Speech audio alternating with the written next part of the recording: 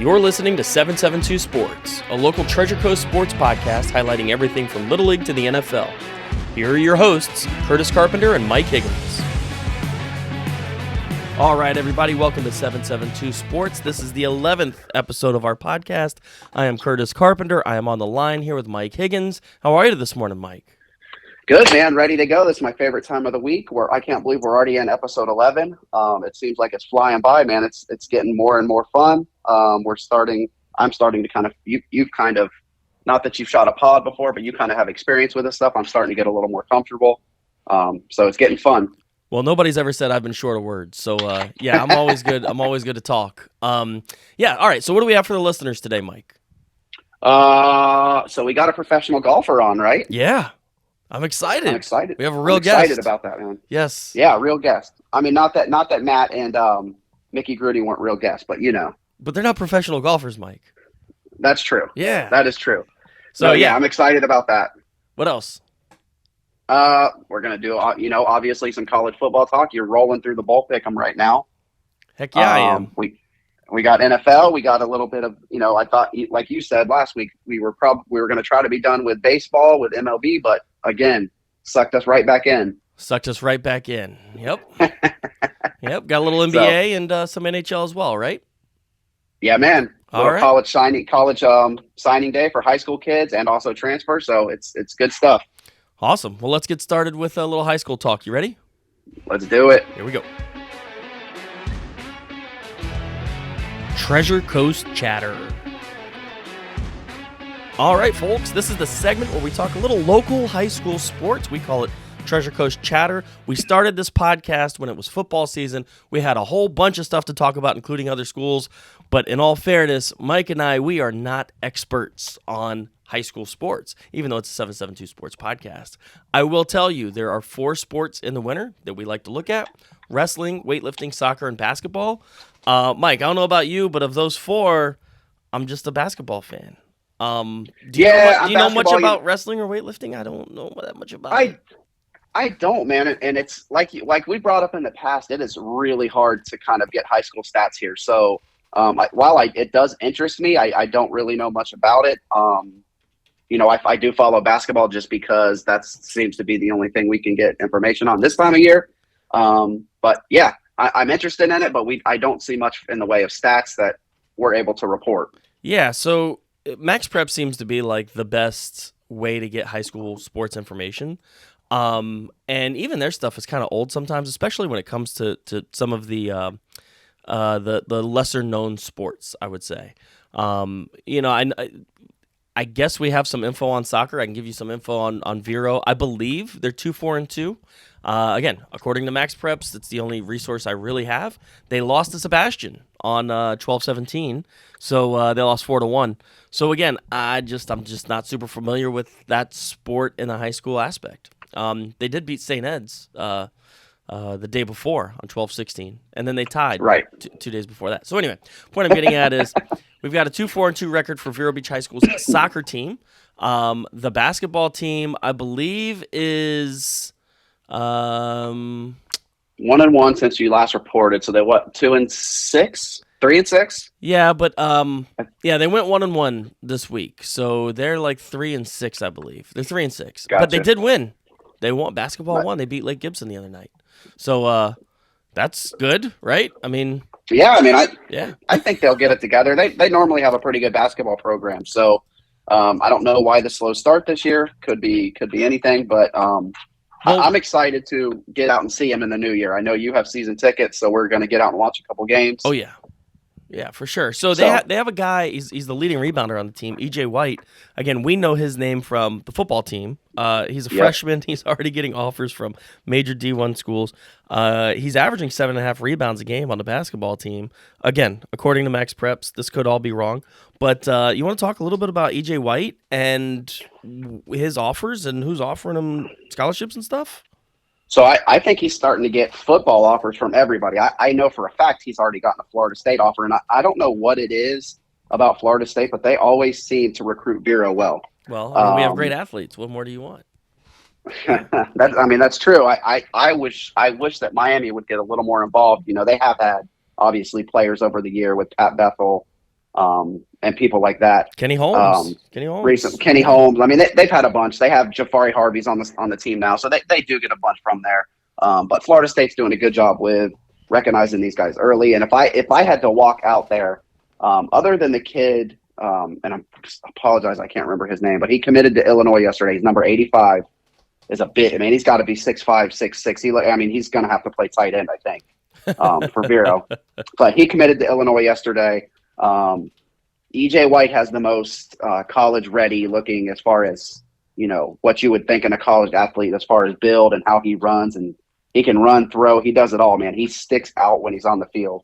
And that was even with Van Jacobs on the field. I still noticed EJ more. He's going to be a heck of a player, and it's crazy to me that he's at the Freshman Learning Center with my daughter when you see him on the football field.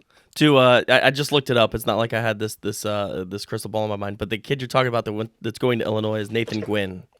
Yes. He's a wide receiver, tight end. It looks like he'll be a tight end at Illinois, but he's a big boy. He's a beast. Yeah, man. So all right. So EJ White's getting offers from big schools. We know Florida State. Speaking of Florida State, one of the podcast's favorite athletes out there, Vandravius Jacobs, did officially sign Florida State yesterday during early signing. So we'll talk more about early signing and colleges and all that stuff when we get into Gridiron Gab in our next segment.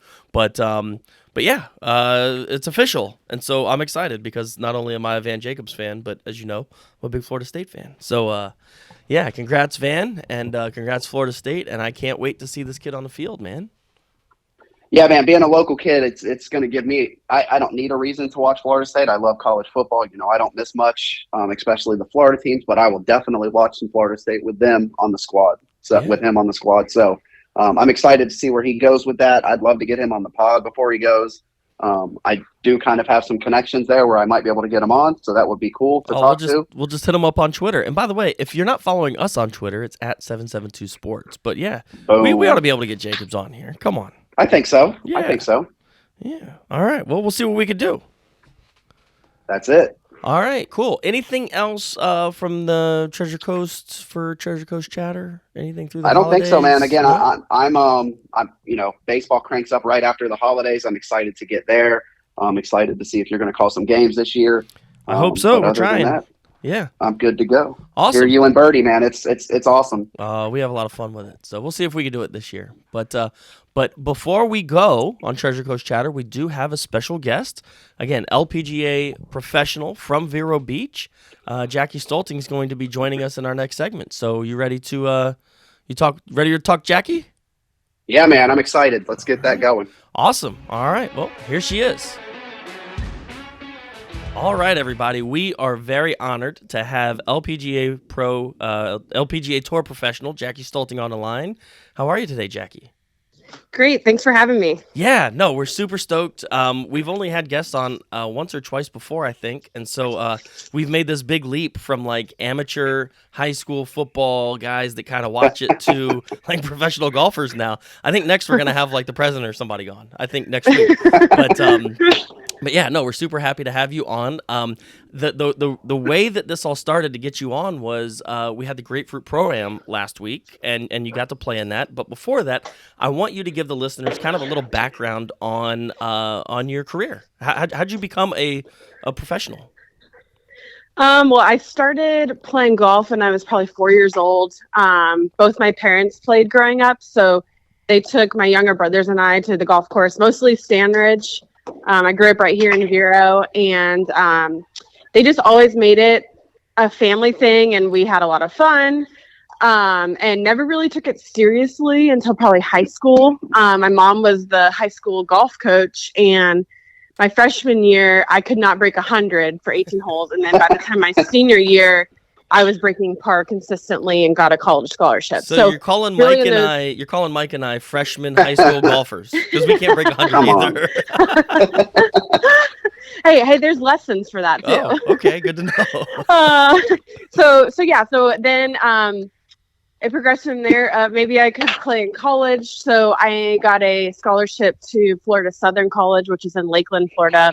It's Division II, and I really went there to for school first. I wanted to become a school teacher, and golf kind of helped pay for it. And I couldn't imagine, stopping after playing all these years. And while I was there, I progressed kind of like high school, where I just really progressed really well from freshman to senior year. My junior year, we won a team national championship. And that's when I kind of thought, well, maybe I should try this professionally. I can always go back and teach school. And I graduated 2008, and here I am not teaching school yet. So actually the first couple of years as a pro were a struggle. I really didn't play great, and it was kind of one of those, like, should I still do this? But I told myself, as long as I get better every year, kind of like high school and college, then I would keep going and kind of make it a year by year thing. And I did, and ended up on the show Big Break, which is it was a reality golf show on Golf Channel. And that kind of helped propel my career a little bit more with honestly the opportunities that I got from the show and the financial part of winning the show. And then the next year I ended up finishing the top 10, which was what called the Symetra Tour, which is like the feeder tour to the LPGA, and got my card that way. And then pretty much been on the LPGA since then. So that was, I think 2015 is when I first started on the LPGA. And I've had 2 babies since, so I've kind of been on maternity leave, and but I still have my card out there, and they have an awesome maternity policy with I can go back within 2 years of her birth, and we have a free daycare out there. So they really make it super friendly for us moms to be able to play professional golf and still be a mom. Interesting. Yeah, I was going to ask you basically how does it work with keeping your card? Because I presume that if you didn't have babies, you would have to qualify every year. Is that how that works? Or so the top 100 keep their full card. And the next one, so I should say at the end of the money list. So at the end of the year, the top 100 on the money list, or I guess now they transfer to the points list, keeps their card. And then the next 101 to 150 gets conditional status. So that's what I'm at. A couple of years ago, I can't remember what I finished, but I finished on that 101 to 150. So I have conditional status. So basically it gives me a number, a priority number. And if, say if I'm number 300, well, there's 144 girls each week. So I would need, almost half of them to not sign up for a tournament for me to get in, for instance. Understood. Which it can happen. There are usually about 3 or 4 events every year that people just don't play in it. And we might have 6 events in a row and girls want a break. And so if you get into one tournament, you make the cut. There's what's called a reshuffle twice a year, where they will take everyone that's made money for the year and reshuffle your status, and you can bump way up. All right. So it's kind of... Jackie, pardon me for a second. I think Mike hung up. Hold on one second. I'm going to end and accept this. Yo, I lost you. What happened? It dropped my call. I have no idea what happened. All right. I didn't even have my phone in my hand. I got it. I got to call Jackie back. Okay. All right. Oh, man. Hey. All right, we lost you there. I'm going to merge the calls. No worries. Again. I think what happened was Mike's call got dropped. So I don't know how much. Okay. So. Oh, you were right in the middle of that too. And you know what's fun? I'm not going to edit any of that. This is all going to be in the podcast. Yeah, that's part of life, right? It's part of life. Yeah. Yep. So sorry about that. So Jackie, sorry, but yeah, we cut you off right in the middle of your story. So you were saying that they reshuffle. They reshuffle. Yeah, twice a year. So I could get into a tournament, and you can also try and Monday qualify. I've tried to do that before.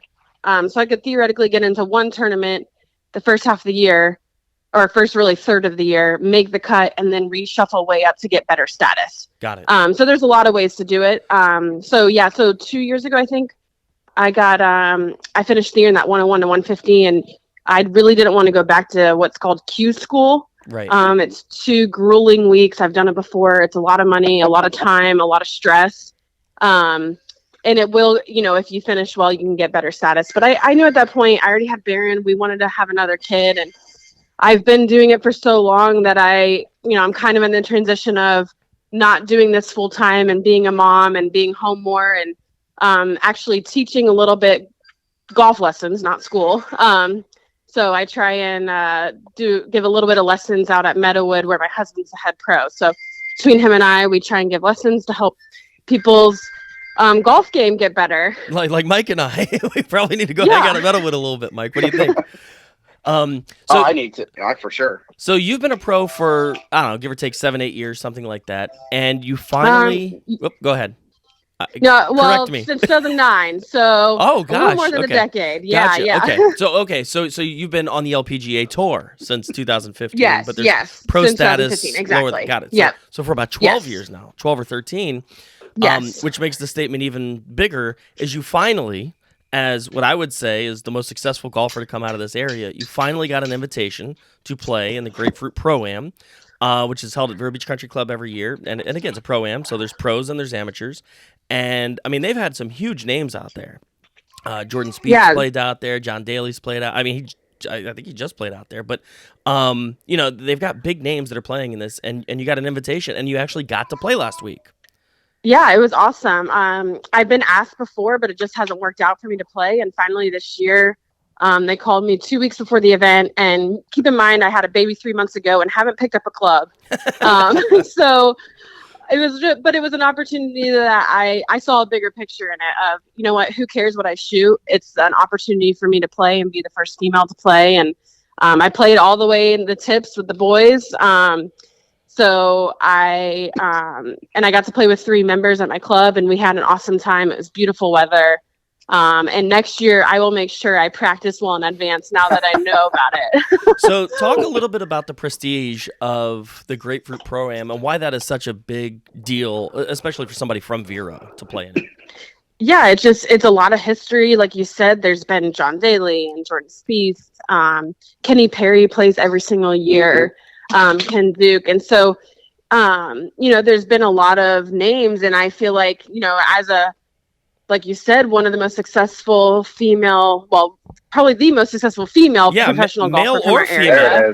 Male or female. You are the most successful golfer from this area. Don't be modest. Well, thank you. I mean, it is a small town, so, but, it was just one of those things of like, it'd be an awesome opportunity for me to play in my hometown, where my family and friends can come out and watch and support and just have that representation of an LPGA player out there. We've had the PGA Tour players, so I was super excited to finally get the invite and take that opportunity. Like I said, I totally was not ready golf-wise, but I had a blast, and like I said, I'm hoping to improve next year. And so we started to allude to that about male-female. You are, and correct me if I'm wrong, you are the first female pro to play in that ever, right? Yes. Awesome. Yep. Yeah.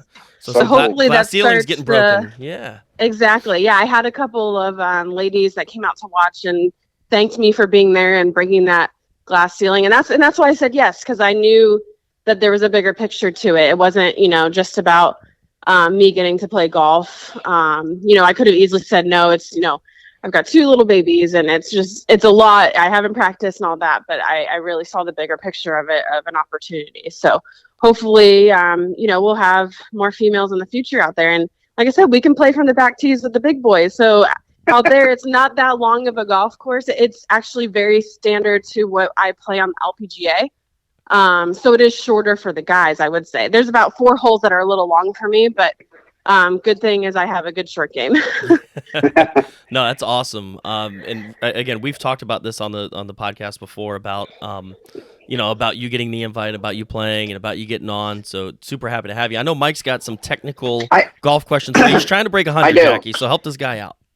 Listen, I'm actually like a 12 handicap, so I don't know. Get out of town, a 12 handicap in 9 holes. When I used to play, stop it. So I actually have one more grapefruit question. So now that you've played, are you automatically invited back every year?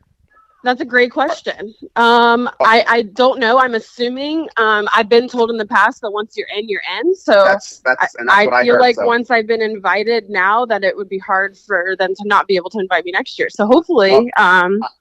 I don't know how much pull we have on the 772 Sports podcast, but we're going to start lobbying for that right now. Well, thank you. Yeah, I think it's over. I think now that I'm in, I think it was the point of trying to get in, and then once you're in, I feel like it's got to be a way to stay in. Yeah. Very cool. So I actually had one more question. I have not a silly question to ask, but kind of a different question. But first I wanted to ask, when you play on the LPGA tour, is your husband Travis, is he your caddy? So he was assistant pro down at Fairwinds for 7 years. And then Yes. The year that I got my card, he quit to come caddy for me, and he traveled with me. I think it was 4 years. And I mean, we got to go to some awesome places: St. Andrews in Scotland, Australia, New Zealand, all over the country together. And then the head pro job opened up at Meadowood, and it was to the point of we were wanting to have kids, and it's a lot of financial pressure with him caddying that, if I didn't make a cut, we didn't make any money. Yeah. So it was a lot of pressure, and so he got the job, and then shortly after we ended up having our kid probably a year and a half later. So it worked out that way. But Very no, cool. So he did caddy for me, and occasionally he still will caddy for me. Very cool. I don't know if you were with him, but maybe 10 or 15 years ago, I used to play softball with him, and he's a heck of an athlete too. So. Oh yeah. Oh yes, he is. Yeah, he played football, baseball.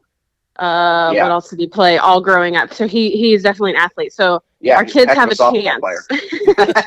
Okay, so my question is, I haven't played golf in probably 6 months, and we had this crazy idea to play on Christmas Eve morning, and now I see it's going to be like 20 degrees with the wind chill. Oh geez. Do you remember the worst round you've played in? Was it weather? I mean, was it rain? Was it cold? Cold? Yeah.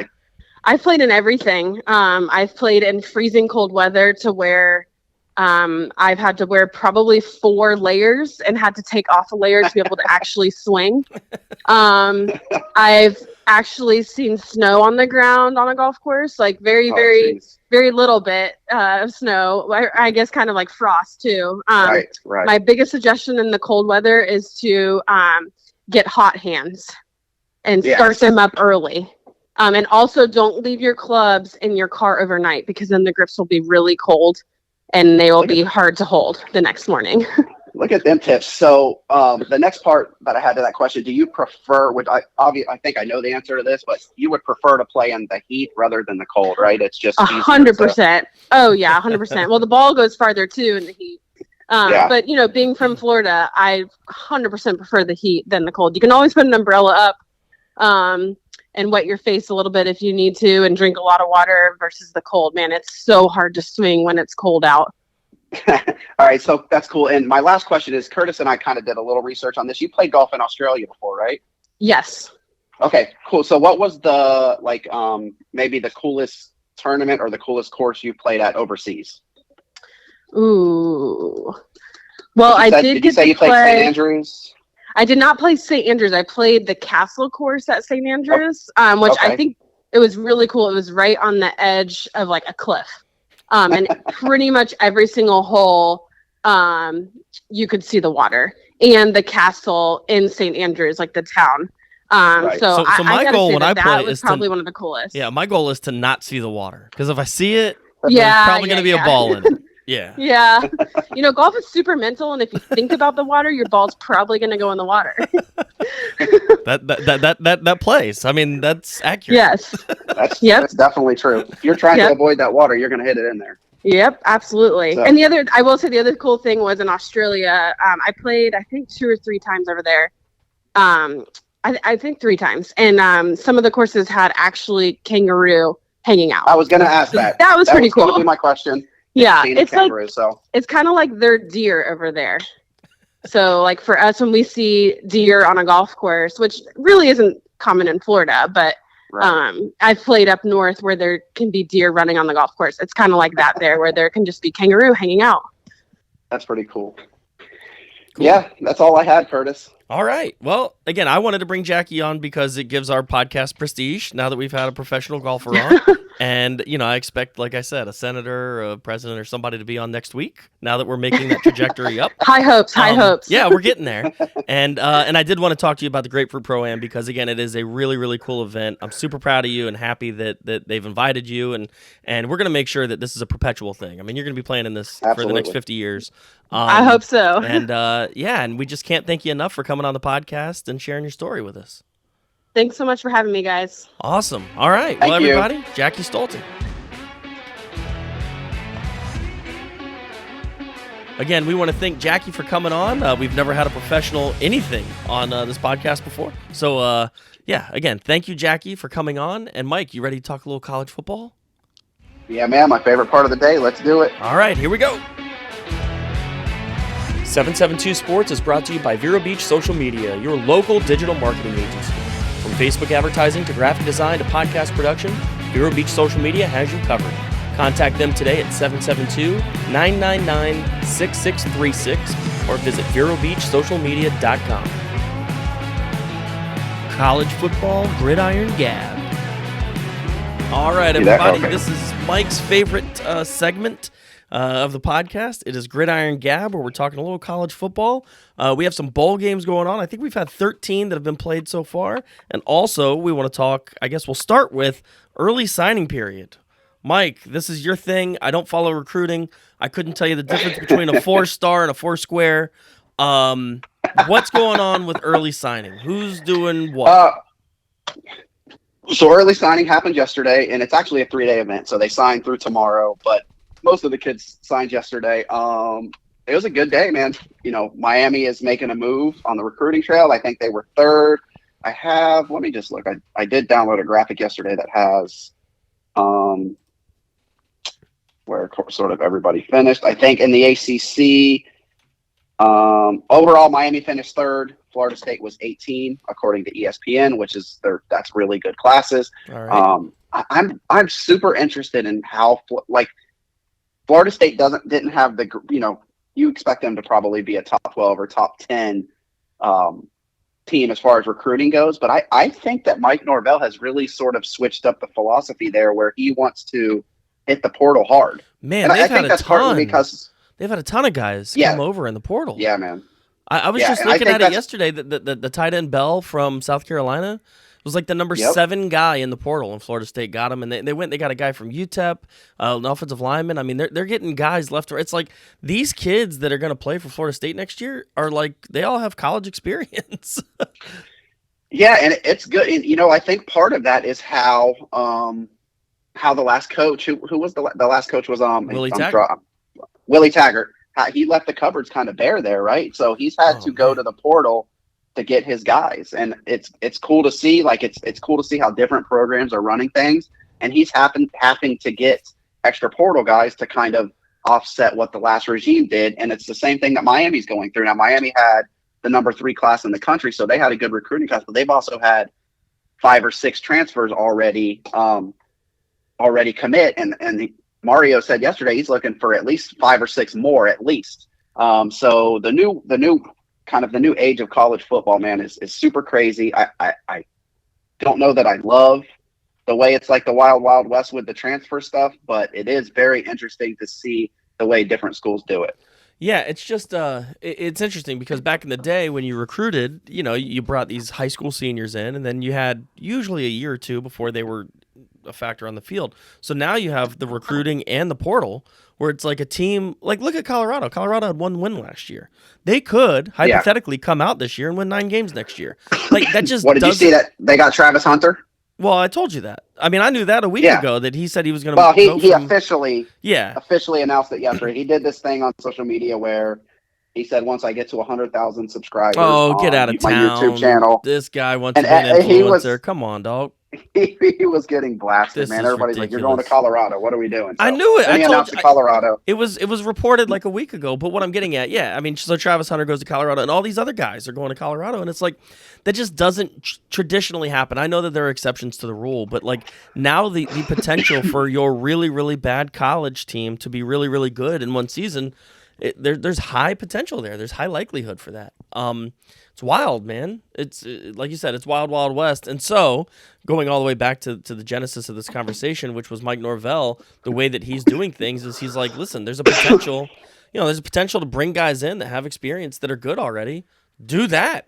Like, I don't need a top 5 recruiting class.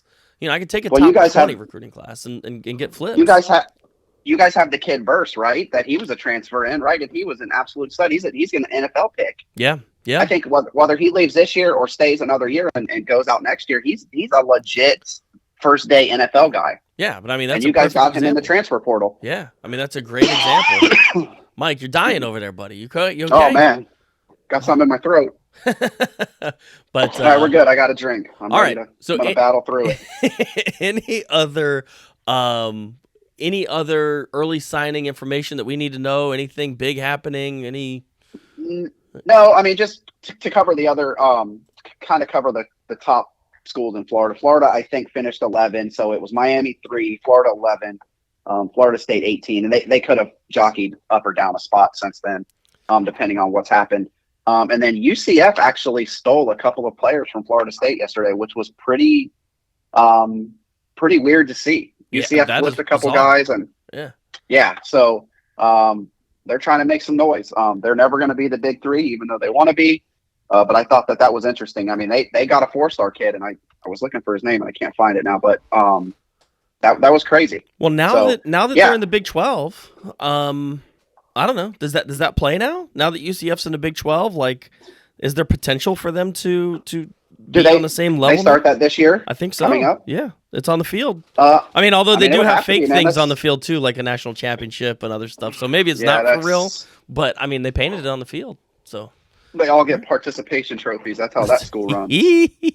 No, I'm just kidding. I'm not. Yeah, I mean, I think that has to bring them up into relevancy more, right? Like, they're not the AAC anymore. They're Big 12, so they have their Power 5. If they go undefeated now, once they get into that conference, they're going to have a legit argument, especially to get into a 12-team playoff. So, yeah, we're going to see what happens. I do think there's some legs there with that as far as them going to a bigger conference. Yeah, they're in a real conference now. So. Yeah, they got to play real school. So all right, so that's early signing. I lost sleep last night getting so excited about talking about our bowl picks. You ready? You ready to talk about our bowl picks? Not really. So what is your record? Because I had myself at 7-6. I'm 10-3. I'm going to tell you what you are. 7-6. You are 7-6, and I'm 10-3 so far. Now we are. Like we were in the embryonic stage of the bowls, but there have been 13 played already. So I don't know how many total bowls there are. Yep. Well, I mean, if you're 7-6 and I'm 10-3, I'm not a not a rocket surgeon, but I think 10-3 and 7-6 they equal 13. So we have picks to make 31, for this 32, week. 33, 34, 35, 36, 37, 38, 39, 40, 41, 42. 42 bowl games and then the national championship game. All right, so we're like a quarter of the way in. Not more than a quarter. We're like 30% of the way in. All right. A third, yeah. We'll call it a third. Okay, that's even better for me. The deeper we are, the better. All right. So what games do we have now? So what do you want to do? You want to go through now through next Wednesday? Yeah, and then we'll do we'll just keep doing Thursday through Wednesday. Okay. I had that big Western Kentucky victory last night, by the way. I don't want anybody to forget man. that. They smoked them boys, huh? Yeah. Jeez. We all knew Toledo. Well, I didn't, but here we are. So here we are today. We have Baylor, who's 6-6, and they're playing Air Force 9-3. They play in the Lockheed Martin Armed Forces Bowl. This is one bowl that I will not clown on. I love anything Armed Forces, so they play at 7:30 today. All right. Well, I gotta look. Who do I even? I have Baylor in this. If they're playing Air Force, I already know who I got. You have Baylor? I do. Okay, I'm taking Air Force, so all right. I'll probably be wrong. Here we go. Let's go. And I hate to root against the Armed Forces, but come on. Air Force just switched their coach and everything, so I'm probably way off here, but I'm sticking with the Air Force. We'll see how it shakes out. Okay. Tomorrow at 3 p.m., the Radiance Technology Independence Bowl. The Radiance Technology Independence Bowl. This is great. I love it. It's the 6-6 Louisiana Raging Cajuns versus the 7-5 Houston Cougars. I have Houston. I have Houston, so we're the same there. Good, good. So we both got a couple winners there. Yeah. The Union, and this is Friday at 6:30. Union Home Mortgage Gasparilla Bowl. It's Wake Forest, an ACC team, 7-5 versus the Missouri Tigers, 6-6. So I've been saying this. I went Wake Forest. Okay, I've been saying this all year. Wake Forest's offense is incredibly underrated. They're going to win this game, and they're going to beat up on an SEC team. And I know that people don't like that because the SEC is, the greatest thing in God's creation. The Kings. But the Kings. An ACC team is going to beat an SEC team tomorrow in the I love it. in the Union Home Mortgage Gasparilla Bowl. At 6:30 tomorrow night. The name of some of these is funny. Yeah, so we both got great. Wake Forest there. Yep. Saturday looks like there's only one. There's one game each day so far. Yeah, that's wild because that's Christmas Eve. So 8:00 Christmas Eve, baby. We got football on Christmas Eve. Let's go. Yeah, we have NFL too. So I don't know. Yeah. Maybe that's why they don't want to go against the NFL. But that might be why they don't have game. Well, no, there's only 3 games Sunday in the NFL too. But anyway, all right. Christmas Eve, we got one game. We got one game, the Easy Post Hawaii Bowl. That is Middle Tennessee Blue Raiders, 7-5, who beat the Miami Hurricanes this year, and the 7-5 San Diego State Aztecs. So I went San Diego State. So did I.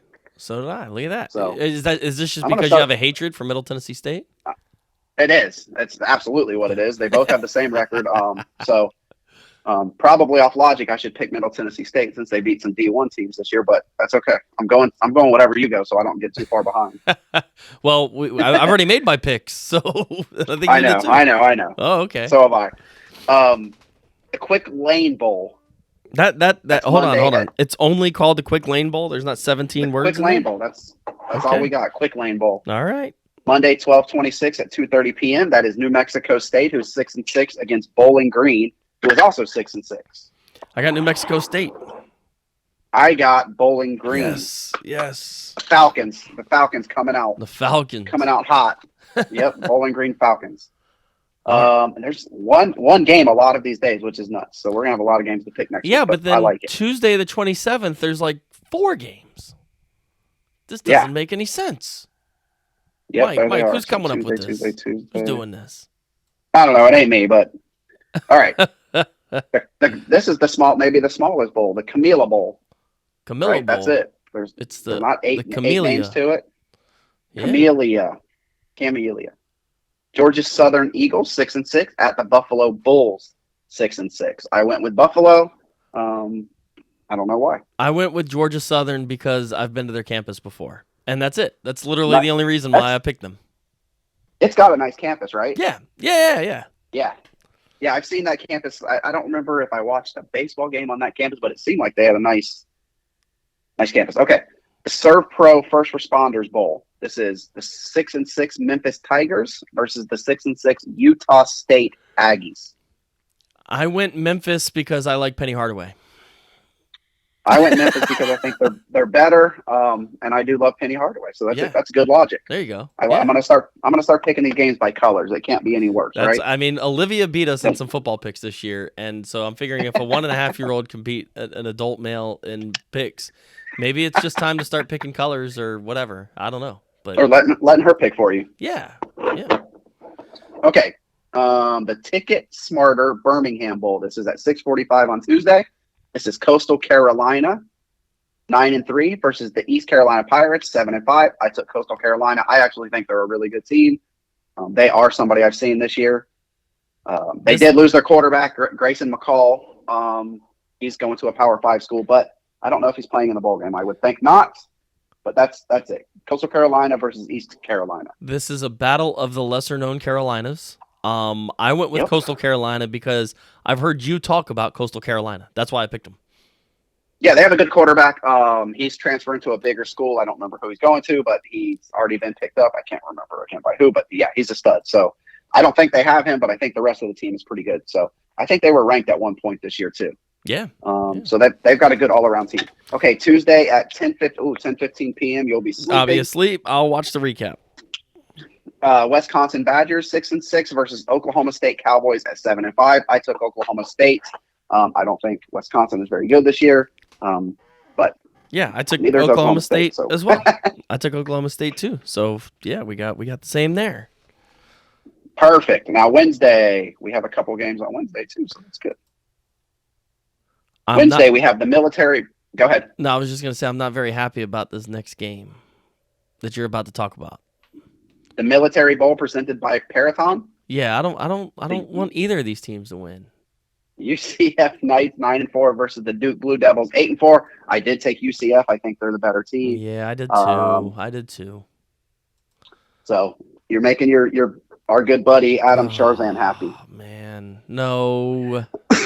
They're going to win, and I don't want them to. National championship. That's right. The national champion. I mean, they won it this year, too. They already won it. So. I mean, you can claim whatever you want, right? So identify as AutoZone. The AutoZone Liberty Bowl. It's the Kansas Jayhawks at 6-6 versus the Arkansas Razorbacks at 6-6. I took the SEC team in this one, Arkansas. I think they're going to be a little bit better. Kansas started off the season good. They were ranked for a while, but then have really kind of crapped the bed at the end here. So, yep, I got Arkansas. A lot of the same picks this week, Curtis. Well, we got a couple different. I mean, I gotta spread this lead out a little bit. Yeah, you do have a lead. So okay, San Diego County Credit Union Bowl, Holiday Bowl. Yeah. Get all the words in, Mike. Credit Union Holiday Bowl. And North Carolina Tar Heels. Yeah, this is played in the Padres ballpark. It's played in Petco. Oh, very cool. Which is cool. Yeah, that makes sense. Yeah, that is cool.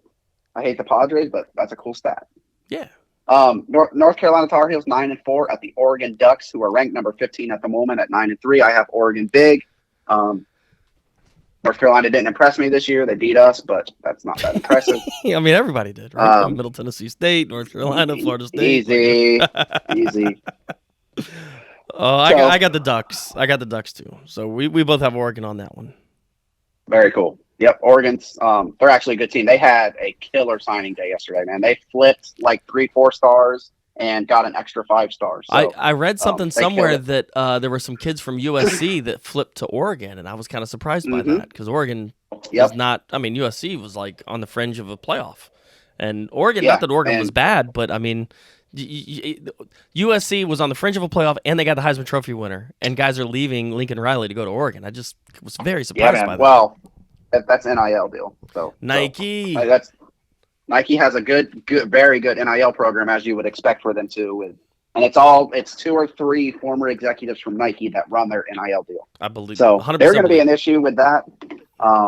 That's just flat out how it is. Probably them in Miami have the 2 best NIL programs, just with how well put together they are. But okay, the Tax Act Texas Bowl. Who will win this matchup? 7-5 Texas Tech Red Raiders or the 8-4 Ole Miss Rebels? I have Ole Miss winning. I like Lane Kiffin. I think he's a good game day coach. So that's why I took Ole Miss. Yeah, I got Ole Miss as well. They're just a better team. I mean, objectively, they're just a better team. Listen, when it comes to ball games, kids sit. I'm going to get into the draft. I'm not going to play in the game. Whatever. I mean, listen, there are a bunch of factors that I don't really look into when it comes to picking a team. But overall, with every objective metric that you can find, Ole Miss is just a better team. So Ole Miss is better. They played a tougher schedule. They're in the SEC. They're battle hardened. So I picked them, and that's the last game for this week. All right. So next week we will have. Next week we're going to get into like the real bowls. Next week we'll start getting ranked versus ranked, and that Tennessee Clemson game is going to be a fun one to pick. Alabama Kansas State, USC Tulane. I mean, we're going to be talking about like really good, Utah Penn Florida State Oklahoma. Well, one of those is good. So I'm looking forward to I'm really looking forward to next week's picks because then we're getting into the nitty gritty. Yeah. So I should have it tied up or close to tied up by then, so it'll matter next week. Yeah, exactly, and that too. Yeah. All right. Well, that's it from Gridiron Gab. I know that we've teased it before. We are not getting rid of Around the Horn. It's coming up next. You ready, Mike? Let's go. Here we go. Around the Horn. All right, folks, we always tease that we're going to get rid of Around the Horn because it's not baseball season, but in free agency, it's always baseball season, and we have got some stellar news for you over the last week. One of the biggest shifts and something I really want to discuss with you is Carlos Correa, Mike. What in the hell happened between him and the Giants? So what a story, man. I went to bed at 10 o'clock on, was it Tuesday or Wednesday? And I don't remember Tuesday night. I went to bed, and the last thing I read was they postponed his press conference because of an issue with the physical. Fine, that happens. They'll get it straightened out. The next morning, I wake up, and What happened? So I got some theories. You ready? Yeah. All right. So just to give some background information on this, Carlos Correa had a deal with the Giants in place, ready to go. Everything's on paper, pending a physical. 13 years, $350 million. Okay. And the Giants looked at, and I do know this for a fact, they looked at old physical reports from Correa with the Twins and with the Astros, and apparently they saw something that they wanted to investigate further. All right? Not saying, hey, deal's off. We want to investigate this further. All right? Yep.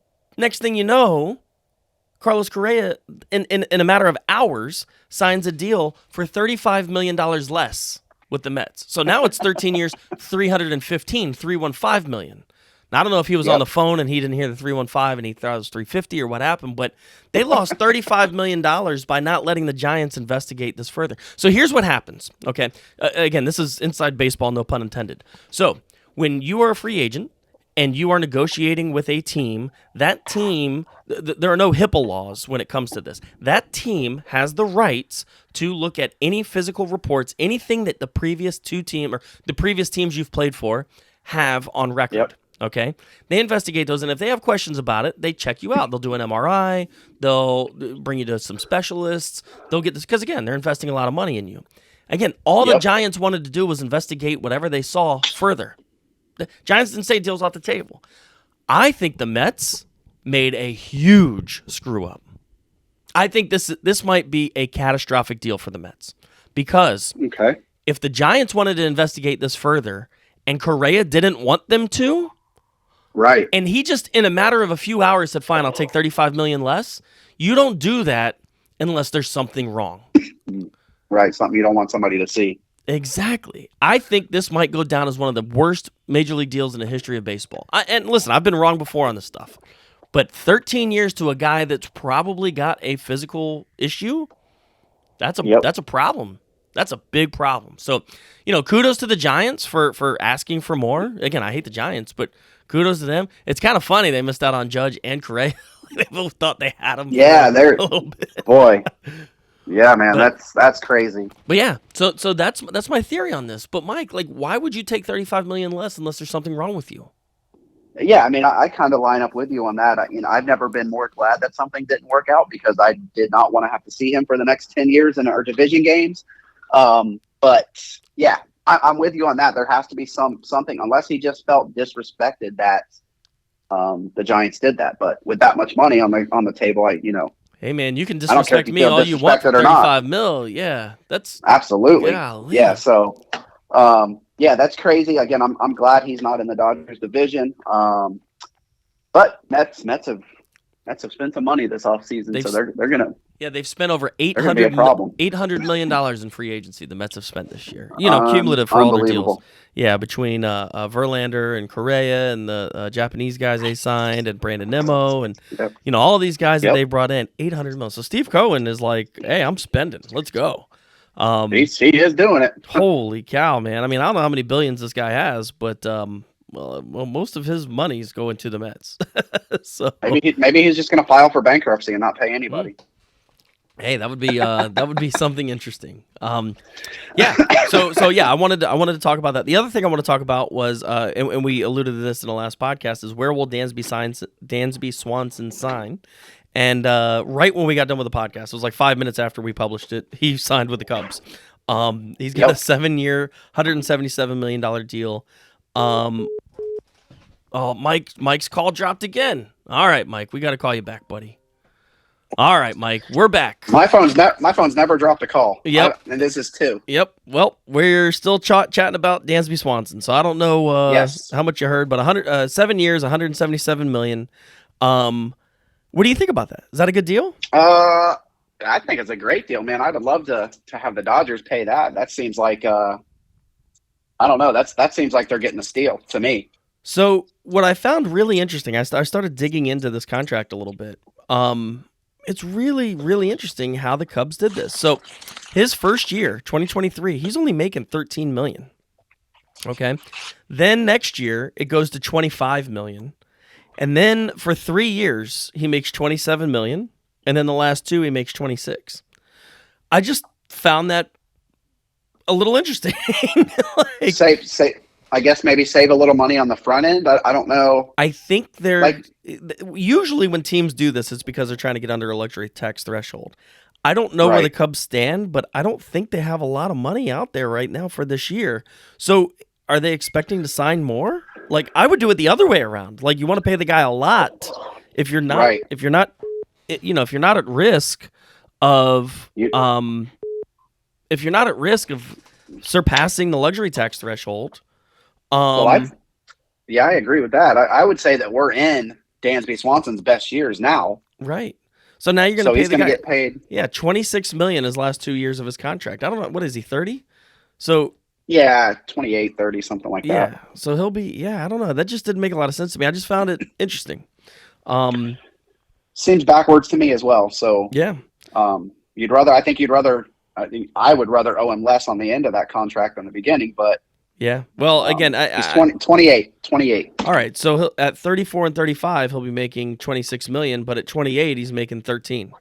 So yeah, I don't know. It was interesting to me. I don't know why a team would do that unless they were planning on spending money and getting up to that luxury tax threshold boundary. Yeah, maybe they have other moves. They signed Bellinger too. So yeah, but that was 15 mil 1 year, or not even. It was 12 and a half. I think 12 and a half for the second year option for $5 million. So, yeah, I don't know, man. It just was kind of bizarre to me. And then they lost Wilson Contreras, which he was going to sign for the big Cardinals, money. Yeah. But yeah. Anyway, that's really all I have for free agent signings. Any other big names or big news? No, man, I'm good on that. I think I like the moves that the Cubs are making. I think they're going to be competitive next year.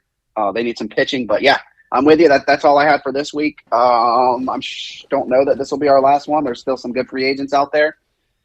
Just hoping that our Dodgers do something. Yeah, well, we threaten this every week, but this may be our last around the horn until spring training. So we'll see. Yes, sir. All right, that's it. You want to talk some NFL? Let's do it. Can't wait. Here we go. 772 Sports is brought to you by the Higgins Home Group. Let the tag team of Mike and Vicky Higgins help you either find your dream home or sell your current home for top dollar. The Higgins Home Group is one of Dale Sorensen Real Estate's premier real estate teams.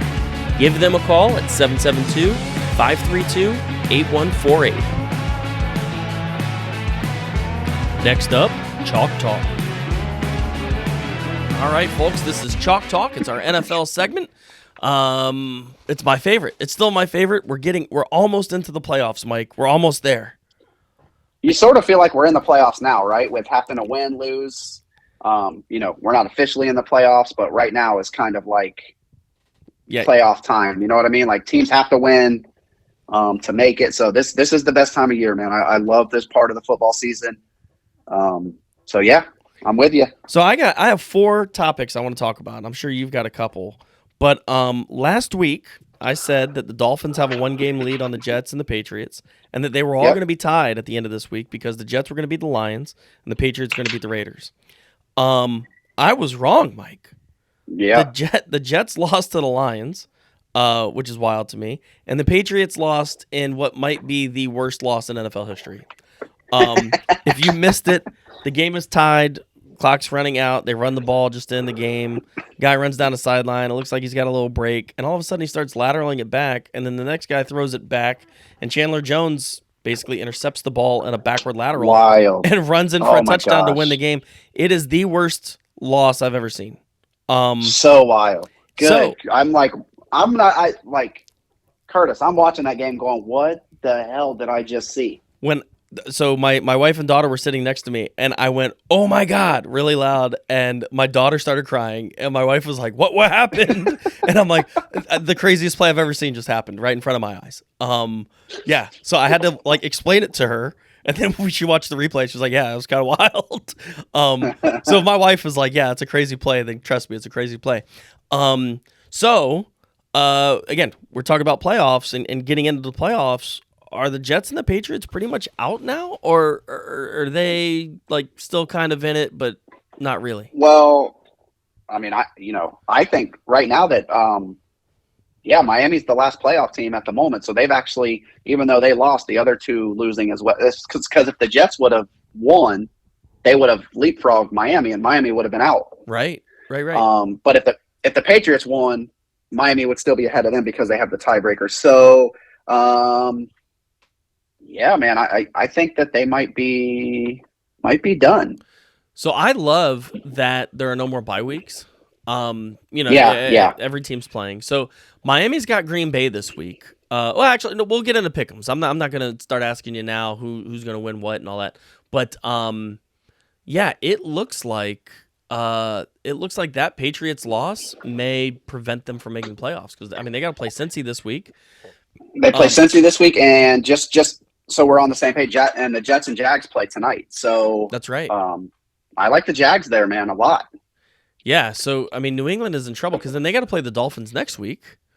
Yep.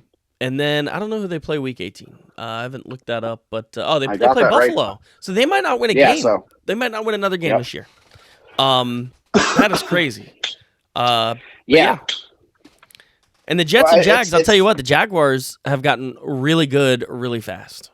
And so have I don't want to just gloss over this. The Detroit Lions are making noise. Yeah. Well, they've always had that offense. This year they still have like one of the highest ranking offenses in the league.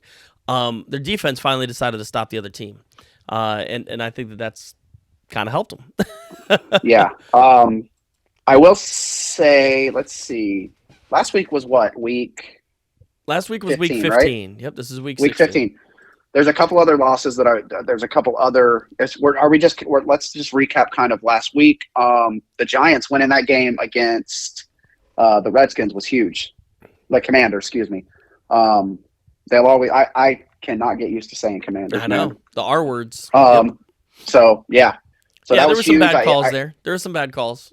There was, and listen, there was bad calls in the Dolphins-Bills game too. That was terrible. Terry McLaurin had a guy riding him, getting a piggyback ride, and couldn't get a pass interference call. And then they line up and they say he's not on the line when he checks with the ref twice, and the ref says he's good. Then they throw the flag on him after the play starts. I'm not a big conspiracy theorist. I don't think the NFL's rigged or anything like that, but there's definitely potential because these refs are horrible.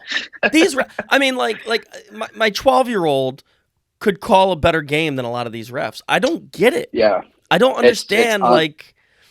It's so bad, dude. Listen, I get it with baseball, like with strike zones. Like, all right, yeah, maybe it's kind of subjective, and maybe the ball was over, and the guy's throwing 100, and maybe I couldn't see the ball, so on and so forth.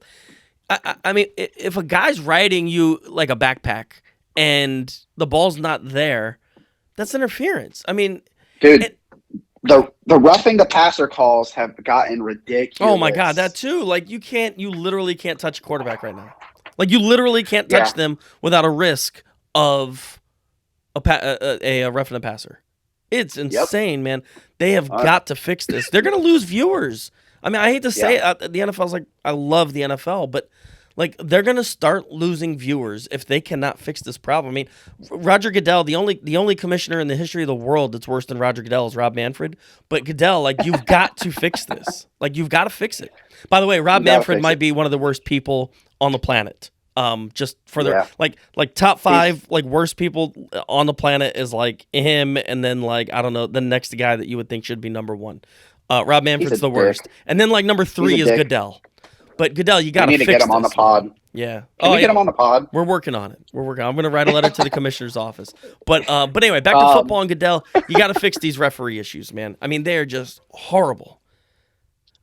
Yeah, it's bad. Washington may not make the playoffs this year because of those calls. Well, dude, seriously go back and look at some of the calls in the Bills game. Just type it online and watch some of the stuff that was called and wasn't called. It's unbelievable. And I'm not a big conspiracy theorist guy, but you cannot tell me that the Bills are not the darling of the NFL. Oh, they sure. Love them. For sure. They love them being good. Again, there's some argument there that Miami missed some stuff that they should have done. I don't ever want to blame a game on officiating, but that was bad. So again, for last week, other big wins. Obviously, Jags over Cowboys was huge. Oh yeah. Jags are square in the playoff pictures now. Chargers beating the Titans was big. Chargers have a playoff spot now at the moment. What is going on with the Titans, man? And they're not good, and I don't know why. Well, Tannehill's out for the year now. It looks like he may be. So yeah, they're going to have some issues. Yeah. Do we want to? Is it this on your list of things to talk about, that Colts game? It's on the list. I don't want to talk about it, but it's on the list. Yeah. So I think the Indianapolis Colts, the 2022 Indianapolis Colts, might be the most embarrassing team in the history of NFL. Come on. Bro, how embarrassing. All right, so you start the season, okay? You start the season, and you're like, all right, hey, we're going to win the AFC South. Like, we're definitely going to win the AFC. Now that we have Matt Ryan, like, this is it. There's no other, like, we're good. But we might, we're Super Bowl contenders, right? And then you get into week 1, and you tie the absolute worst team in the NFL, the Houston Texans. I mean, they are unequivocally the worst team in the league, right? Then you're like, all right, fine. Week 1, jitters, Matt Ryan, not used to the offense, whatever. Then you go into Jacksonville, where you haven't won in a decade, against the bad Jacksonville. Again, Jacksonville's good now, but they were bad then. You lose 24-0, 0 points, right? So you're like, all right, yeah, we're ass. We're just not good. All right, so we're 0-1-1, and we're just not a good team. Then you beat probably the best team in the NFL, the Kansas City Chiefs. And you're like, all right, we're 1-1. We're straight. We're good, right? Like, we're back on. We're gonna win the South. Then you lose to the team that's eventually gonna win the South, the Titans, right? So they're not. So now we're 1-2-1, and it doesn't look good. Then you rattle off 2 wins in a row. You beat Denver and you beat Jacksonville. Hey, we got 3 wins. We're 3-2-1. We're back on track. Then you lose 3 games in a row: Titans, Commanders, and Patriots. And you're like, all right, we suck again. Then you beat the Raiders. And you're like, all right, cool. Like, we're back on track. And now they've lost 4 in a row, the last being literally the worst loss in NFL history. They were up 33-0. They lost 39-36. It is the most embarrassing season for any NFL team in the history of football. I don't care if you went 0-16. I know the Lions are like, oh, yeah, what about us? We lost every game. And the Bucs. No, period. This is the most embarrassing NFL team in the history of sports. And Jim Irsay, you ought to be ashamed of yourself. This is a joke. You fired your coach, which you should have. You fired your offensive coordinator. You've changed your quarterback a dozen times. Nick Foles is going to start this week. I didn't even know was still in the league. Matt Ryan's been benched twice. You have one of the best running backs in the NFL you can't keep healthy. He's got a bum ankle. Shaq Leonard's played like 7 snaps this season. He's one of the best linebackers in the league. Like, these guys don't even want to play. Like, why would you want to play for this team? So, anyway, I didn't want to talk about it, but since you got me on my horse, I got some complaints, and you're going to hear about them. I love me a good Curtis Carpenter rant. Oh, I'm big mad. I'm Burger King mad over here. Oh. Man. So are y'all playing for like a top pick now? We're the number 6 pick right now. We're the number 6 pick in the draft. Goodness. And I hope we lose every game from now on. We play Monday night. Yeah. And so not only are we – all right, hold on a second. I got to get back on my soapbox. Not only are we the most embarrassing, worst team in the NFL – well, we're not the worst team because the Texans are worse than us. But not only are we the most embarrassing team in the NFL, they give us another primetime game. Monday Night Football. We get to play the Chargers. And I'm like, I don't even want to watch this trash. So Colts got any shot there? I need them to win this game. So they're going to lose to the Chargers, and then next week they play the Giants. They're going to lose to the Giants. The last week they play Houston, and if Houston beats us, if we beat Houston and our draft stock goes from like 4th or wherever we're going to be to like 8th, it will officially put the icing on the cake as the worst season. Beating the Texans will solidify our stance as the most embarrassing team in NFL history. So my goodness, man. All right. So I have a question on that front, real quick. We don't have to go into the ins and outs of this, but do you think Jeff Saturday is going to be the head coach there next year? No, I didn't even have to let you finish that. No, he will not be there next year, and he should not be. You're a head coach, and you give up a 33-point lead. You should not be a head coach in the NFL. He won't be there next year. Yeah, man. So how about Matt Ryan, the biggest Super Bowl? He's on the bad end of the biggest Super Bowl comeback ever and the biggest regular season comeback ever. Oh, Matty Ice, right? Matty Ice, Matt Ryan. Yeah, so Ice. All right, what do you got next on your list? I don't want to talk NFL anymore. I'm just kidding. All right, I have a question for you. Okay. Have the Bengals come back to elite status with the Bills and Chiefs? So I've always said the Bills and Chiefs are the best two teams in the NFL, well, in the AFC anyway, hands down. Have the Bengals jumped back up there? They've won like 5 or 6 in a row. The offense is firing. They're good. They're like really, really, really, really, really good again. Yeah. Yeah, I think they are. Yeah. I mean, I would go Bills, Chiefs, Bengals. Yeah, for sure. Especially I would put Ravens up there like 3A, 3B with them, but without Lamar, they're just a shell of what I think they Lamar's coming back this week. Is he? I think so. All right. Well, I need to see it first. So Okay. yeah, right now I would have Cincy number, and if we did a power rankings, they'd be number 3 in the AFC. Gotcha. All right. Well, that was it was just a thought that I had. And then the last thing I have on here is Philly is playing Dallas. Is it Christmas Day or Christmas Eve? It is Christmas Eve, 4/25. Yeah. Christmas Eve. That may be the biggest game in the NFL this year. It's I mean, this is a huge game. This is a massive Vegas trap. Dallas is a 5-point favorite. They want me to take Philly, like bad. How is Dallas a 5-point favorite over Philly right now? I have no idea, but this just looking at it feels like a game. Is it because of Jalen Hurts' status? It's got to be. I mean, there's no other like. He's super questionable right now, like super questionable. Yeah, that's got to be it. That's got to be it. That has to be because it just didn't make a lot of sense. That being said, I think he's going to play, so I might take a little bit of. I think, man, I don't know. Yeah, that feels hard to take. So yeah. But yeah, that's those are all the notes I had for the NFL. You have anything else? I think. Let me just make sure. Let me look on my notes. I saw the Eagles had 8 Pro Bowlers. Kansas City got 7. That's like half of each team. Christian McCaffrey didn't make the Pro Bowl, which was surprising to me. That is very surprising to me.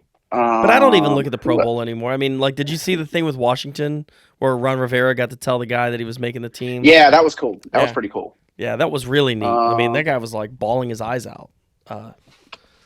It was cool. Yeah, other than that, I think I'm good. Let's just look real quick. Because we got time. So right now, Buffalo, Kansas City, Cincy, Tennessee, Baltimore, Los Angeles, Miami are the 7 playoff teams in the AFC. I actually think it's going to stick that way. What do you think? Do you think New England, the Jets, Jaguars can make a run? No, I think the 7 teams you see in there right now are the 7 teams that are in, and it's primarily because of the Chargers and the Dolphins schedules. Right. So yeah, I think the 7 in the AFC are good, and then I don't know about the NFC though. That's gonna get wild because you got Washington. Well, that's jumbled. Yeah, you got Washington, Seattle, and Detroit all kind of in that same mix. I don't think Green Bay's gonna make it. They're a game out, but they're gonna lose. They're just bad. They're gonna lose this week. Yeah. Well, I got Miami, so yeah. So yeah, I don't know. The NFC, the end of that will be interesting. Now in the AFC, yeah, I mean even those divisions are pretty locked up. I mean I think Cincinnati's going to be Baltimore, but Tennessee's going to win the South, Chiefs are going to win the West, Bills are going to win the East. So yeah, AFC's probably pretty locked in. But don't slip, don't slip. I mean Patriots and Jets are right there. Yeah, man. The Jets and Patriots playing the Dolphins the last 2 weeks, man. They're going to be playing for something, so that's going to be pretty cool. So, yeah, I like it. I think they're pretty locked in. I think the seedings could change a little bit as we go. But, yeah. So that's it. I'm ready to do pick 'em if you're ready. All right. Yeah, let's do it. Oh, and just officially, just so we're all on the same page, the Colts have not been officially eliminated from playoff contention. So, Well, here you are on this big rant. They're not even eliminated yet. They could make the playoffs. All right. So now now that you said that, there's 5 teams that have been eliminated from playoff contention: the Broncos, the Texans, the Cardinals, the Rams, and the Bears. Not the Colts. So, not the Colts. Their Colts are right there, though. That tie is saving them. I would love to see the scenario that they need to make the playoffs. The Broncos at 4-10 are eliminated, but the Colts are still in it at 4-9-1. Oh my gosh! They're gonna make a run, and they're gonna be one game out of the playoffs and get the 15th pick in the draft. They're gonna get you all excited again. Oh my God! Don't even start. All right, I don't have our results from last week's pick'ems, so I don't know how we did last week. I could calculate it. I could figure it out. I know. I lost 2 games because I'll tell you what. Here's what I'll do. I'll calculate it and I'll tweet it. So if you want to know how we did, you have to go visit @772sports on Twitter to see how we did. There you go. See, that's how you get followers. I'm in a money pick'em, and I do my picks right at the same time I'm putting this in, so I do them the same as that. I was 10-2 and lost on points to somebody else. Well, 10-2, there was 16 games. Or I lost 2 games, however many there was. Okay. All right, 14-2. So not 10. That's amazing. 12 and 14-2. Yeah, I'll have to show it to you. Yeah. All right, so let's start with tonight. We have Jags and Jets. Jacksonville 6-8, New York Jets 7-7. The game's in Jersey. Jets are 2-point favorites. You can catch this at 8:15 on Amazon Prime. Who you got? I got Jags. I got Jags to stay rolling. Yeah, me too. The Jags are very, very good right now. Now again, it's gonna be cold. They're on the road Thursday night. Who knows what happens? But I got old girly looking Trevor Lawrence in that one. All right. The next set of games is Christmas Eve. Boy, we got a whole slate, and I cannot wait. I love some Christmas football. All right, we've got the Buffalo Bills 11-3 facing off against the Chicago Bears at 3-11. The game is in Chicago. Buffalo 8-point favorites. I have a feeling I know where you're going on this, but I'm going to go Bills. I've picked the Bills every week this year, and I'm going to continue to do it all the way through the playoffs. I think they win the Super Bowl. All right, next up, New Orleans Saints 5-9 against the Cleveland Browns 6-8. The game's at 1 o'clock. Cleveland. The game's in Cleveland, and they're a 2.5-point favorite. Yeah, I like Cleveland. I think they're starting to get things rolling a little bit. Yeah, I like Cleveland. Yeah, Deshaun getting real comfortable back there. And the Saints just suck. So that's it. Yes. All right. Another 1 o'clock game. You have the Houston Texans at 1-12-1. That one was against the Colts. And the Titans at 7-7. The game's in Tennessee. Tennessee is only a 3-point favorite. I'm taking the Titans because they have to win, right? Bro, if Tennessee doesn't win this, is Jacksonville gonna win the South? I mean, that is wild. If we could be having a much different conversation next week if Titans happen to lose this game and the Jags win their game. Yeah. So I'm taking the Titans, though. I think they've lucked into playing the worst team in football. So we'll see how it goes. All right, next up, another 1 o'clock game. The Seattle Seahawks at 7-7, heading to Arrowhead against the Chiefs. Chiefs are 11-3, and they're also a 10-point favorite. Yeah, Chiefs by 2 touchdowns at least. I say Chiefs win. I don't think they cover. I don't think they cover this. Chiefs. Yeah. Chiefs by 2 touchdowns. Okay. Well, we both have the Chiefs, but I'm curious to see which one. I got Seahawks plus 10 here. All right, next up, Giants 8-5-1 against the Minnesota Vikings, they're still scoring touchdowns. They're 11-3. The Vikings are 4-point favorites. What you got?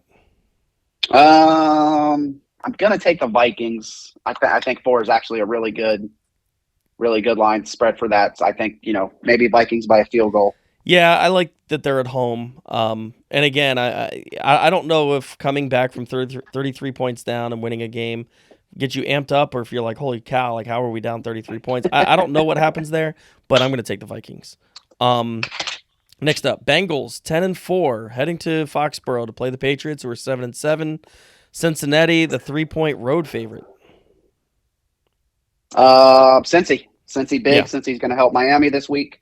Yeah, I think Cincinnati, Cincy. like I said, they're back to elite status in the AFC. They're going to be New England. All right, Detroit, the newly hot Detroit Lions at 7-7, facing off against the Carolina Panthers in Charlotte. Panthers are 5-9. The Lions are only a 2.5-point favorite. I'm going Detroit. Yeah. I'm going Detroit by a touchdown. Me too. That's another one where the line is kind of funky. All right, the last 1 o'clock game on Saturday, Christmas Eve. Atlanta Falcons at 5-9 against the Baltimore Ravens at 9-5. The game is in Baltimore, and they're 7-point favorites. Yeah, I'm going Ravens no matter who the quarterback is. Their defense is better. J.K. Dobbins is starting to run the football better. So give me the Ravens. I mean, Atlanta sucks. So, I can't pick them. That's a lot of it. Yeah. All right, so there are two 4:00 games. The first one is the Washington R-Words at 7-6-1 against the San Francisco 49ers at 10-4. The game's in San Francisco, and they're 7-point favorites. Yeah, 49ers big. I like that. Yeah, B2. And then the game of the week, maybe the game of the season, Philadelphia Eagles at 13-1 against the Dallas Cowboys at 10-4. The game is in Dallas, and they are 5-point favorites. Man, I'm so back and forth on this one. I'm going to go Cowboys right now, just because I don't know Jalen Hurts' status. Yeah, I'm going Eagles. Can I change this if Jalen Hurts is playing? Because Sure. I think that Do whatever you want. It's your Eagles win if podcast. Jalen Hurts. I'm going Cowboys now, but if Jalen Hurts plays, I'm going Eagles. All right. Well, yeah, I got Eagles. With or without Hurts, I got Eagles. You got Eagles? Yep. Either way? Either Nice. way. Okay. All I right. got Cowboys now and Eagles if Hurts plays. All right. And I'm taking those 5 points, baby. All right. Saturday night, a little Christmas Eve special for you when you're putting the presents under the tree and waiting for Santa. 8:15 on NFL Network. The Las Vegas Raiders at 6-8 against the Pittsburgh Steelers at 6-8. The Steelers. This game is in Pittsburgh, and the Steelers are 2.5-point favorites. Yeah, I'm going to go home game Steelers. Kenny Pickett's coming back. George Pickens is an absolute weapon. Najee Harris is a beast. So I'm going to go Steelers, even though I could see the Raiders finding a way to win this one. All right. Yeah. And then Christmas Day, we have 3 games. Who'd you take? I didn't hear who you took. No, I'm taking the Steelers. Sorry. Taking Okay. the Steelers. Yep. All Christmas Day, Green Bay Packers heading to Miami, South Florida. Nice little Christmas game in probably 50-degree weather down there. Packers 6-8, Dolphins 8-6. Dolphins are 4-point favorites. Dolphins. They're going to be motivated. I think Dolphins by 10 or more. I don't know how invested Aaron Rodgers is in this season. Yep, I'm going Dolphins. Yeah, I'm going Dolphins big. That 4 should probably be like a 6.5 point, 7 point. Seriously, I think the Dolphins definitely cover that. Yeah, I mean, Aaron Rodgers is a legend, but like I said, I think he's checked out. So, give me the Dolphins. So then the 4:30 game is the Denver Broncos at 4-10 against the Los Angeles Rams at 4-10. The game is in LA. The Broncos are a 2.5-point road favorite. I mean, how the heck do you pick this game? I'm going to go. I'm going to go Broncos. So I don't know why. I'm going to go Rams. Flip a coin. So we've got one different there. I've switched it 3 times while we were talking. So I'm gonna go Broncos just because why not? All right. Then Christmas night at 8:20, you've got the Tampa Bay Buccaneers heading out to Phoenix to play the Arizona Cardinals. Tampa's 6-8. Cardinals are 4-10. Tampa 7.5-point road favorite. Whew, that's big. I got Bucks winning. I don't know if it'll be that big though on the road. But Bucks need it. So if they want to stay in the playoff hunt, so I got them winning. Yeah, it's a big line. I'm going to take Tampa. Wait. Go ahead. Are they're leading their division, Tampa at 6-8? Holy smokes. Okay. Yep. All right, I got Tampa winning. The old NFC South. Oh my gosh. Yeah, so I've got Tampa as well. I don't know if they cover that 7.5-point spread, but yeah, I got Tampa. And then the last game, the NFL welcoming us with the Los Angeles Chargers at 8-6 against the Indianapolis Colts at 4-9-1. The Chargers are only a 4.5-point favorite on the road. Yeah, I'm going Chargers. Yeah, if you pick the Colts, you need a lobotomy. There's no way they win this game. So, like I said, but my luck, they'll win out and they'll be a game out of the playoffs. And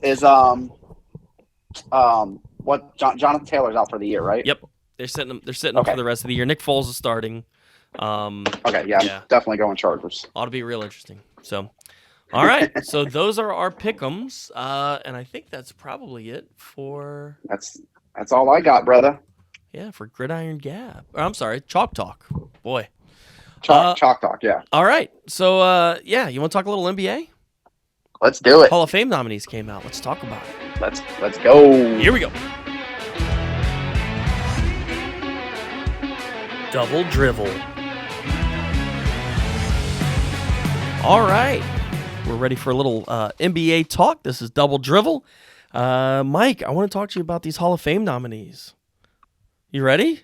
Yeah, man. Let's do it. All right. So yesterday, the NBA came out with their Hall of Fame nominees. We've got a bunch of first timers, but 5 guys that I think might have a shot. And I want to run down. There's really 9 of them that I think have a real good shot of getting in. I want to run down them and see what you think, Mike. Are we doing yay or nay for this? Yay or nay? Hall of Fame, HOF, yay or nay? Copyright, patent pending. Copyright, patent pending. Yeah, I've got a little TikTok channel called HOF, yay or nay. You guys will have to visit it if you'd like. It's me and my neighbors, and we ask if guys should be in the Hall of Fame, and then we say yay or nay, and it's as simple as that. So we're going to do that right now on the 772 Sports Podcast with some NBA guys. All right, first up, he is not a first-time guy on the ballot, but he's somebody that I think at least should get some consideration. Chauncey Billups, Hall of Fame, yay or nay? I'll say multiple times on the ballot. I'll do yay, but not this year. Yeah, I'm saying nay overall. I don't, and it's funny in the NBA. For those of you that don't really know, I mean, everybody kind of gets in the Hall of Fame in the NBA. Like if you won a championship or an MVP or anything, if you did anything like of any real significance, you're gonna get in. I listen, great player. I don't remember him doing anything spectacular though. No, he's not going to get in this year, so I'll be a nay for this year and possibly a yay for later in his tenure. I'm not 100% sure how many years they can be in for NBA, but that's where I'm at. All right, next up, another player, multiple years on the ballot. He was one of my favorite players growing up as a kid, so I got to mention him. But Mark Jackson, point guard, played with the Knicks. I remember him as a Pacer because he played for the Pacers for a few years when they were really, really good. The guy was an assist machine. But yeah, what do you think about old Mark Jackson? I'm going to say nay on that one as well. All right. At least this year. So this is a sentimental yay. I love Mark Jackson. I actually like him as a commentator too. Very good as I commentator. really hope he gets in. I loved Mark Jackson as a kid. Again, even though he played for rivals. I was a Pacer fan. He played for the Knicks, and but he did play for the Pacers for a few years. And yeah, I'd love to see him in. But so he's probably an A, but I'm gonna say yay. All right, we have 2 coaches on here that are not first timers, and I was very surprised by this one. Jim Larinaga. Yes, I say yay. Yeah. He's going to get in this year. How did he not get in the first time? I don't know, but he is a fantastic coach, man. His record is awesome. He coaches my favorite NCAA basketball team. So I just don't he's a yay for me. I don't understand how he didn't get in, like how he's not in. Yeah, I didn't realize he had been nominated before. Yeah. So, I think he's a yay for me. All right, so he's up. And then another NCAA basketball coach, Leonard Hamilton. Not his first time. He's the Florida State basketball coach, for those of you that aren't sure. But, what do you think? Is he going to get in? I think he's a yay as well. He's had a great career. He's still at Florida State, right? Yep. Who's not doing very good this year, by the way. No, they're struggling this year. Yeah. He actually coached at Miami, too. I say yay for him, too. All right. Yeah, I hope he's a yay. I'll say yay. I hope he gets in. I don't know of his track record. They haven't won a championship or anything, but I would love to see him get in. All right, so now I've got 4 players and a coach. It is their first time on, and I'd like to hear your thoughts. The first one I'll go over is Pau Gasol.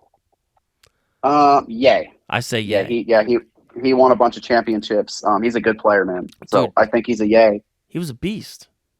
Yeah. Another one we don't even have to ask. We know he's going to get in, but Dirk Nowitzki, first time. He should be unanimous. So he's a yay for me. Dude, he was amazing. Yeah, he was the best player in the league for a couple years. So yeah, he's a yay for me. Here's one that actually may be an A, but we'll see. Tony Parker. Yay or nay? Oh, I'm so on the middle with him. I guess I'm going to be nay because if I'm not blown away, and maybe my standards for the Hall of Fame are a little bit different, but when you say the name, I'm not, yes, definitely. So I'm going to go nay with him, even though he may get in. And I wouldn't be mad if he got in, but he wouldn't get a yay on my. If this were the Major League Baseball Hall of Fame, he would not get in. because it's the Right. NBA, I think he's going to get in. He was just a part of a true dynasty. I mean, those Spurs teams were unbelievable. I mean, he was pretty much the quarterback of that dynasty. So right. So there's a good chance he gets in. So I think he'll get in. But again, if the NBA had more stricter, I don't know what I'm trying to say exactly, but if they had stricter guidelines, I guess, for getting in, I don't think he'd get in. But I think because it's just kind of a hey, everybody gets in type thing, I think he'll get in. All right, another probably no brainer, especially for you, Dwayne Wade, first time on the ballot. He's a yay for me. He's one of my favorite players all time. He's a yay. He should be close to unanimous. There won't be many people not vote for him, I would think. Yeah, I mean, he's going to get in. He was a great player, won 2 championships. Won 2 or 3? Did he win 3? He won 3. 3? He won one one without. Right. That's right. One with Shaq and then 2 with LeBron. Yep. But I mean, he's just a phenomenal player, and I think he'll get in. I don't think there's any real question, especially again in the NBA, he's going to get in. And then a coach here that is a no-brainer, but I got to ask, his first time on, Greg Popovich. First time he's a yay. Yeah, I mean, the guy's possibly, I mean, he's in the top 5 of all-time greatest coaches in the NBA. So, absolutely. So he'll he'll be unanimous. But yeah, there's our Hall of Fame yay or nay for our HOF nominees that came out yesterday for the NBA. So there you go. So I think we got a bunch of new Hall of Famers that are going to be in there. But there you go. I agree. I want to run down some games that we have this week that you guys are going to want to watch because the teams are good. And if you like the NBA, you're going to want to watch these. Tomorrow night, so today's Thursday, so tomorrow night, Friday night, you have the Clippers and Sixers. East Coast, West Coast, but they're both in the playoff picture. Who you got in that game, Mike? I think I'm going to go with the Sixers, I think. Yeah, I think I think they're going to start making a run pretty soon. I mean, they're much better than the record, and I think they're going to start making a run. Then you have the Bucks and Nets, and then you have the Grizzlies and Suns. Again, they play late. I'll be in bed, but yeah, Grizzlies and Suns, and then Nets are starting to play, man. Watch, that's going to be a good game. The Nets are getting hot, so that's going to be a great game. And I think the Bucks are probably the best team in the NBA at the moment. Exactly. So yeah, that is definitely going to be a game to watch. And then you won't believe this, but there are no NBA games on Christmas Eve. None. That's crazy. Oh yeah. Not one, huh? Not a single one. But Christmas Day, you've got a whole slate. There are 4 games I'm going to be watching. You got the Bucks and Celtics. Then you've got the Sixers and Knicks. Then you have the Grizzlies and Warriors. And then you have the Suns and Nuggets. And I believe they're all kind of staggered. The Grizzlies, Warriors, Suns, Nuggets might be kind of together. I can't remember the times on those. But if you want to toggle between NBA and NFL on Christmas Day, there's some matchups that you definitely want to watch. It's 12, 2:30, 5, 8, and 10:30. So if you wanted to do wall-to-wall NBA, you could. Love it. See, this is the time of the year, Mike, where you got to have multiple TVs. You just got to. That's it. Got to. That's it. You got to have at least 4 to 5. That's right. which is what you have. That's right. So that's right. Yep. So then Monday night you have the Nets and Cavs. It's funny I'm saying Cavaliers as being like one of the better teams in the league, but that's going to be a good game, man. The Cavs are good. Yeah, man. Them picking up Donovan Mitchell has been unbelievable for them. I mean, it's made them an absolute contender. They're probably a top 5 or 6 team in the East. So what a pickup by them. And then Tuesday night you have the Suns and Grizzlies, who also played Friday night, so that's kind of a home and home there. And then the Nuggets and the Kings play Tuesday night and Wednesday night. So oh yeah, that's weird. Yeah, it is kind of weird. So anyway, yeah, there's your NBA lineup for this week. Again, we're kind of in the middle of the season. There's not too much to really talk about. But Mike, I don't know if you had anything extra to bring up about the NBA, but. No, not much. I would say that in the past couple of weeks we've had kind of the Celtics as the best team, and I think that the Bucks have taken them over now. Really? So I would go Bucks as the best team, and Celtics really close too, if I had to make a power ranking. All right. Well, I mean, the Bucks have technically taken over the lead in the Eastern Conference. They have the best record. But man, I am just stunned by Cleveland. That's just a stunner to me. Yeah, they've turned a corner real quick. Yep. So yeah. Yep. All right. So Milwaukee is now the best team in the East, and in the West, what do you got? Who's the best team in the West? It's got to be Phoenix, right? Well, Phoenix, I mean, they're up there. They're a game behind Denver and Memphis for the best. Nuggets Yep. are East. I'd say Nuggets, Memphis. Yeah, all those teams. I mean, my favorite player is Ja Morant at the moment. So My love 12-year-old watching son is a huge Nuggets fan. He loves Nikola Jokic, and I like Ja in Memphis. So that'll be fun for us going back and forth through for the rest of the season, watching these two teams kind of go at it. But yeah, New Orleans is there. The Suns are there. The Clippers are there.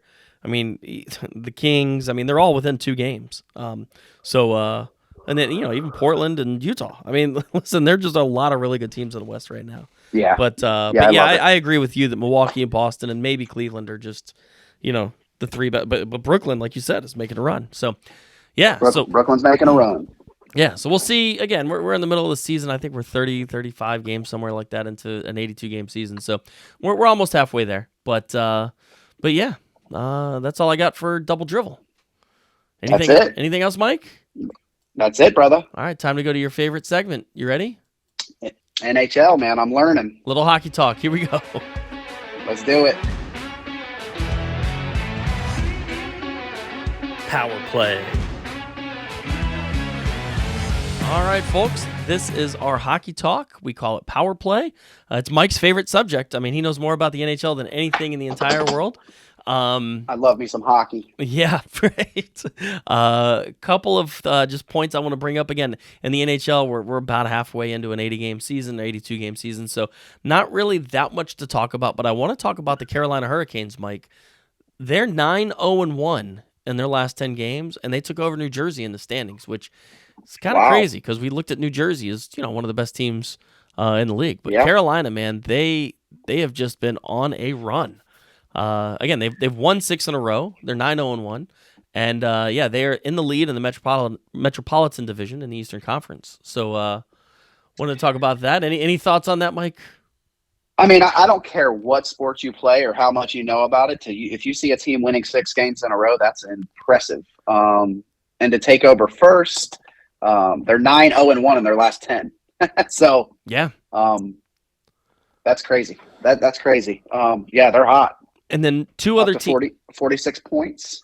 They have 46 points. So they're tied. I gotta say that to myself because I'm learning the points and stuff. Yeah. Two for a win, 1 for an overtime loss. Yeah, you'll figure it out. 2 other teams that have kind of been I don't want to say cellar dwellers, but teams that have not played well that have started making a push are the Washington Capitals and then my New York Rangers. They're both 7-2-1 in their last 10 games. And the Rangers, I gotta look. They might be technically in the playoffs now. I mean, again, we're really early, but they are the first wild card. So they've played their way back into the playoffs. I'll just tell you, I watch probably 50 or 60 Rangers games a year. They're a good team that's just been playing poorly, and now they're turning it on. I have a prediction, Mike. They're going to make the playoffs. They're really good. Oh, here we go. They're really good. I'm telling you. And the Capitals aren't far off. I mean, they're tied for the last wild card spot. The Islanders hold the tiebreaker over them. But so what's today? Today's December 22nd. So they play. Who do they play today? They play today, right? The Rangers? They play the Islanders? Yeah, maybe. Yeah, it's a big game. They play tonight at 7:00 against the Islanders. And it'll be on at my house. So, yeah, I'm looking forward to seeing what the Rangers can do again. They've gotten hot lately. I hope that they keep it up. Okay, so I actually might watch that. I don't know that there's anything else. Oh, well, there's NFL on. Be the first ever hockey game you've ever watched, right? From front to back, yeah, from beginning to end. So, well, you won't watch beginning to end because the NFL starts at like 8:15. So, true. You won't watch the whole thing. I was peeking at the power rankings. Okay. And so do you agree with this and I'm going to say the first 5 and let me know. So they have. All right. In all fairness, I have not looked at this, so I don't know. Yes. But, yep. The Bruins 1, the Devils 2, the Maple Leafs 3, your other team, the Vegas Golden Knights, is 4, and Pittsburgh is 5. Does that sound right? Well, again, with Carolina making their run, I think that. Well, I would put Carolina ahead of Pittsburgh. 6. Yeah. Oh, okay. Yeah. All right. So hold on. Yeah. Boston won. That makes sense. And then you said New Jersey 2? Yep, Devils 2. Okay, and then you have Toronto 3. And then you said Vegas 4 and Pittsburgh 5? Yep. Yeah, so I think Carolina's better than Pittsburgh. I don't know if I put them in that order. I would just sub Carolina and Pittsburgh, and then that's probably the top 5. But okay, Winnipeg's really good. They're not in there, right? And then they're 7. Yeah, and Seattle's really good. So Tampa 8, Dallas 9. I guess Seattle there's only 10. 5 spots. So yeah. I go Boston, and then again in no real particular order.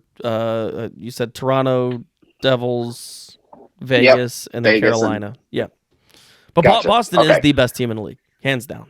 So you're putting Carolina and taking Pittsburgh out of the top 5, and that's where we are. I would. Yep. Perfect. That's all I needed to know. Yeah. Yep. So yeah. That's all I got for hockey. I think that's all I had. Yep. Boston. Oh yeah, my last note. Boston is still the best team in the league. Look, we covered it. So boom. There we go. Boom. All right. Well, you want to do a little factor cap? As the kids say, factor cap. Let's roll with it. All right. Here we go. Fact or cap? All right, everybody. This is our favorite segment. It's the last segment of the podcast. We call it Fact or Cap. It used to be called True or False, but the kids made us change it. I'm going to ask Mike 2 questions. He's going to ask me 2 questions. We have to say true or false, or as the kids say, fact or cap. Fact or cap. Mike, you've got a question for me. What do you got? I do. So mine's an AFC South question. Oh, God. I thought we were done talking football. Do the Jacksonville Jaguars come back and win the AFC South? I say cap, but I say cap. I cannot foresee a way Jacksonville wins the South. But listen, they go in and beat the Jets tonight, and Tennessee loses on Saturday. We might have a different conversation there. But I don't think that's Tennessee loses to Houston. We're going to have a whole different conversation. Yep. So, but it is Tennessee's schedule that I think is gonna allow them to just hold on to this divisional lead. Got it. So you're capping. Yep. All right. And then for you, the Dolphins finish with 10 wins this season. Fact. They finished. No, cap, because they finished with 11. Oh, you're saying they went out? They went out. They have Patriots, Jets, and Packers. I think they win all 3 games. Yep. They go. Well, they have Packers, then Patriots, then Jets. But yeah, yes, that's that the order. Yeah. But yeah, those are the 3 teams, and you're saying they went out. They have 11. I say they went out 11 wins, and I actually think they're not the 7th seed. I think they go up to the 6th seed because I think they'll finish above Baltimore. They have the tie break there. So Baltimore still has Cincy left, so they're going to lose a game on the way out. So yeah. All right. Good intel. I like it. Okay. I got one for you. Factor cap. Josh Allen will be the MVP for the NFL this year. Ooh, that's a great question. So I look at it like this. It's either him or Mahomes, right? Yep. Yeah, I think Josh Allen's the MVP. Which didn't I predict that before the season? I think so. Yep. I did. Yep. Yeah. All right. So you got a fact. So I on gotta that. go fact. I gotta stick up for I gotta stick up for that. The chosen one. All right. And now here's the last factor cap. Mike, the Miami Hurricanes finish with a top 5 recruiting class once it's all said and done. Oh, fact. Top 5. That's crazy. Yes, absolutely. A team that won 5 games this year is going to be a top 5 recruiting class. Well, Mario Cristobal is already an elite recruiter. He has an elite recruiting staff, and add how good Ruiz is at NIL, and add that cash, baby. Yep. Yeah. Money talks. All right. Well, that's it for episode 11 of the 772 Sports Podcast. We really, really want to thank Jackie Stoelting for coming on, and we really, really want to thank you guys for listening. We want to wish you all a very Merry Christmas, and we'll be back next week. Yeah, man. Merry Christmas, bro. All right. Well, thanks, everybody. All right, brother. We'll catch you next time. We'll see y'all next week. Yes, sir. See ya.